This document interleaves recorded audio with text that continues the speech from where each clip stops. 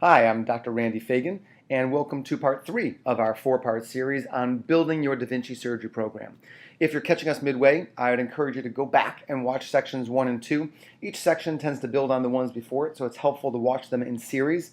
So go back and watch reducing variability and using parallel tasks if you haven't seen those yet. If you've gotten through those, then let's talk about leadership and communication. What we're going to go through is what can we do to create a better leadership structure and communication strategy that will improve our ability to grow our daVinci surgery programs.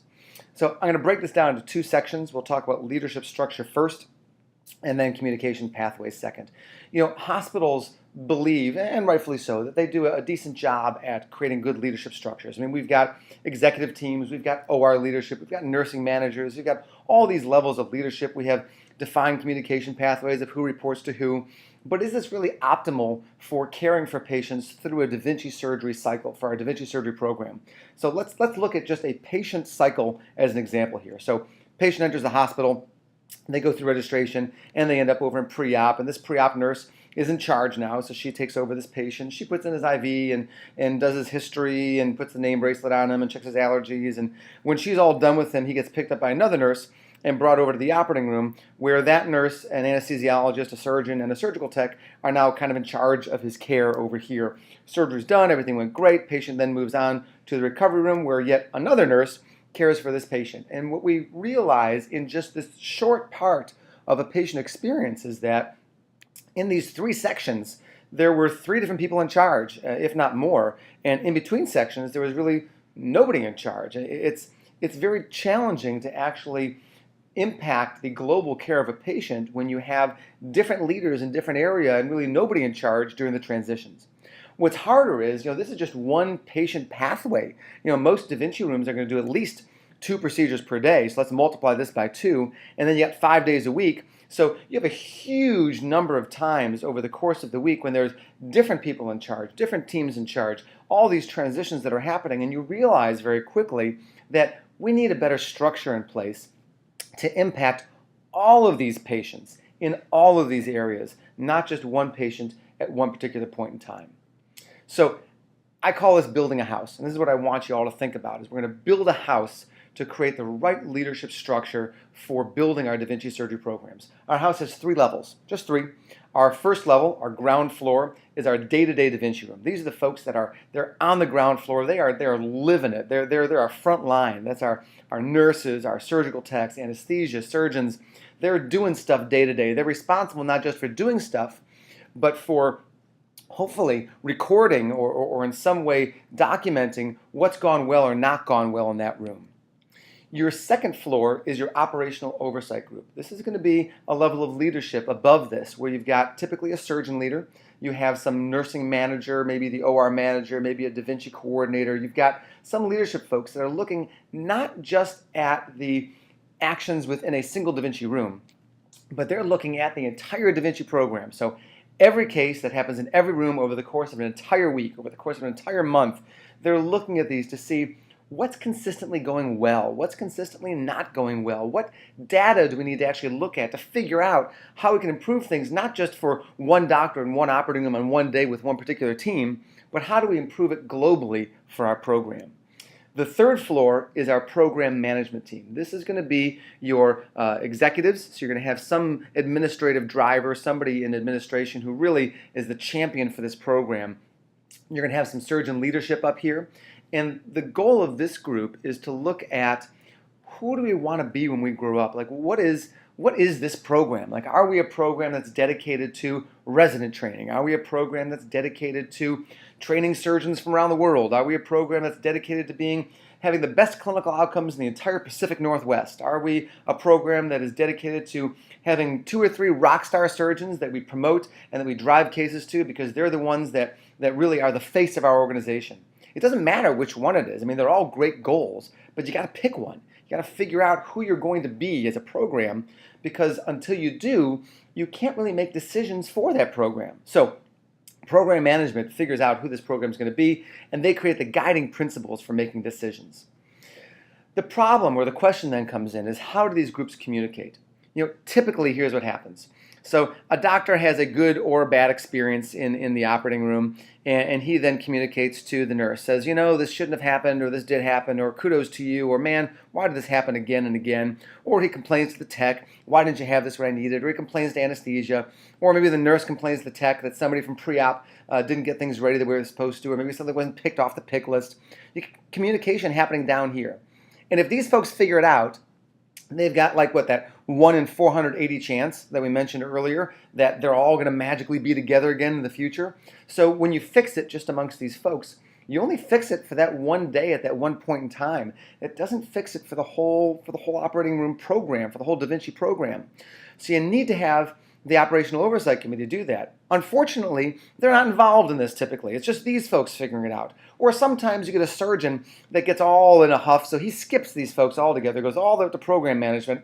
He goes and talks to the CEO and says, man, this has to change in our operating rooms. You're in charge here. Help me out. Or he goes to the chief of the surgical services or somebody up here in program management and complains. Unfortunately, these folks up here also don't have the ability to change things in all of these rooms down here. So our communication pathways, even if we have these levels delineated, the pathways are just as important as what's being said. Surgeons sit here in the bottom floor and say, man, nobody's listening to me. And the reality is, people are listening to you, but they're not the right people. They're not the people who can actually implement a change for not just your room on that day, but your room every time you're there. And that room, no matter who's in that room, in terms of surgeons and team and staff members. So after we build a house, we have to build some stairs. And you'll notice these stairs only go up one level or down one level. And here in Operational Oversight, up one level, down one level. What this means is your day-to-day daVinci room stuff, when things are happening day-to-day, it gets recorded down here.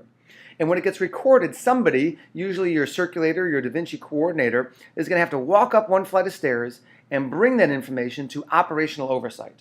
These folks are the ones that are looking at what happens during each case on each day and says what's going well, what's not going well, what needs to change. They're going to evaluate all the data. Once they figure out what needs to change, they're going to implement a plan, and they're going to send one of their folks down, usually your circulator or coordinator, and they're going to march them down one flight of stairs to implement the change not just in one room for one surgeon, but for all rooms, for all surgeons, for all cases. Somebody, usually the surgeon champion, then has to march up one floor and bring that information up to program management. That way program management knows what's going on in the operating room. Program management also, if they decide that the program has this direction, they're going to send one person, typically your surgeon champion, down to your Operational Oversight to say, hey guys, this is who our program is. These are the guiding principles by which we make our decisions. And as a result, here's the resources and support that we're going to give you. Here's the way that we expect you to make your decisions. That information then needs to be communicated to your day-to-day daVinci room, to all of your surgeons, all of your team members, usually by your coordinator who then marches down one flight of stairs. Building your stairs is very important, and using them is even more important. Remember, all information that happens in any level has to travel up one flight of stairs. If you're living in the middle here, then every piece of information has to travel up a flight of stairs and down a flight of stairs using one of the individuals in that group. So information up here, down one flight, and then down another flight. Information here goes up one flight and then up one flight. Information here goes one up, one down. Okay, so now I want you to build your house. I mean, we get it. All right, you got to create your structure. We've built our staircase. All right, now what are you going to do with it? Okay, here's your homework assignment. If you need to print this out as a screenshot, do it, but I want you to write this stuff down. I want you to figure out who is it that is going to be your core team for your day-to-day daVinci room. Who are your lead nurses? Who are those core surgical techs? Who are those anesthesia team members who are going to be in that room 80% of the time? Remember, we can't expect 100% because I get it. I mean, I know that people get pulled off in different directions and there's different priorities for the OR. So 80% of the time, these folks are going to be in the room. Who are they? I need you to put some names here, okay? Next, we want to look at our operational oversight. I need names here, okay? Write these down. Who is the OR director or administrator who's going to be in charge of this? Who is that name, that person that is going to be a part of this operational oversight group? They're in charge of the whole OR, so they need to be aware of what's happening in the daVinci room or rooms. You need a surgeon champion, somebody who says, you know what, I don't just want to direct this program. I want to figure out what's going wrong and help to solve the problems, not just for myself, but for everybody in this program. You need a daVinci coordinator. Okay, if you don't have one, get one. This person is typically a nurse who is going to be in charge of all the day-to-day stuff going on, and they're going to be the ones running down the flight of stairs down to this day-to-day group to bring all the information from here down one floor to make sure that it's enacted across all rooms and not just in one room. And maybe there's somebody else or another person or two who you feel should be a part of this. Write their names down too. We need names for all these things. This group, by the way, is usually going to meet about once a week because they need to look at all the data on a regular basis, figure out what's going on so they can make changes. So once a week, these folks are going to get together. Program management. Got to write down these names. Who is the administrative driver? Who is the person who is in charge of your daVinci program? Who really, man, they just want to grab this thing by the horns and just run with it. Who are your surgeon champions?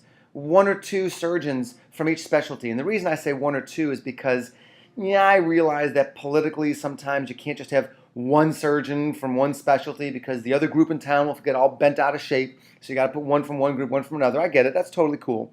But who are your surgeon champions? 1 to 2 from each group. And you need an anesthesia lead. You need somebody from anesthesia who's going to say, you know what? I understand what you're trying to do here, but here's our bandwidth. Here's what we're able to accommodate. And maybe there's somebody else that you want to put here in this program management group, the group that decides who do we want to be when we grow up and what are the guiding principles by which we're going to function. Okay? So remember, we're going to create our 3 levels.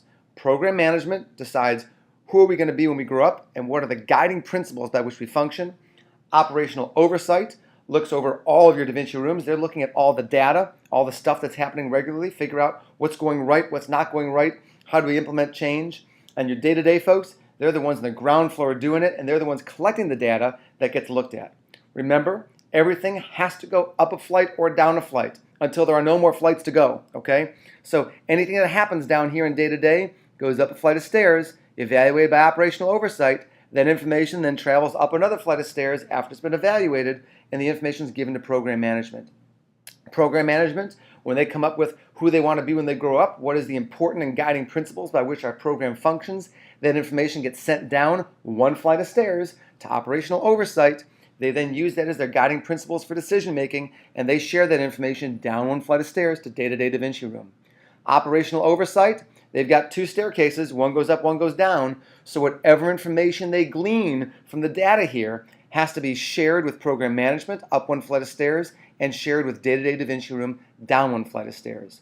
Very, very important that we delineate who's in which groups and that we enforce the fact that not only do they have these goals, but that information travels up and down 1 flight of stairs until there are no more stairs to go up or down.